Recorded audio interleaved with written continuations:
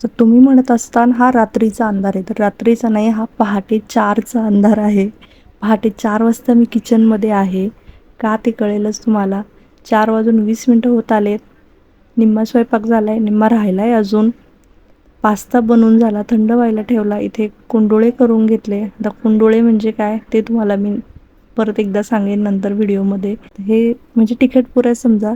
तिखट पुऱ्या केल्या, नायलॉन साबणाचा चिवडा केला, सगळं थंड होऊ दिलं. आता आज माझा मोठा मुलगा अनुज चालला होता पिकनिकला. त्याची स्कूलची पिकनिक चालली होती. अगोदरच जाणार होती, पण बोर्ड एक्झाममुळे त्यांनी लेट केलं. नंतर आता सुट्ट्या लागल्या त्याला, तेव्हा मग आता त्याची पिकनिक चालली आहे. 5:30 वाजता आम्हाला स्कूलमध्ये पोहोचायचं होतं. 5:30 वाजता स्कूलमध्ये पोहोचलो. या मोगऱ्याच्या फुलांचा एवढा सुंदर वास म्हणजे दरवळला होता सगळीकडे. खूप छान वास येत होता. फायनली 6ला त्यांच्या बस आल्या. 6:30 वाजता स्कूलमधनं ते सगळे निघाले आणि तो गेल्यानंतर मीही घरी आले. जाताना हे फुलं घेतली, खूप सुंदर वास येत होता म्हणून. आयुष झोपलेलाच होता. आणि त्याची पिकनिक कशी झाली त्याचे फोटो वगैरे मी पुढच्या व्हिडिओमध्ये नक्की शेअर करेन. चला मग भेटू पुढच्या व्हिडिओमध्ये. बाय.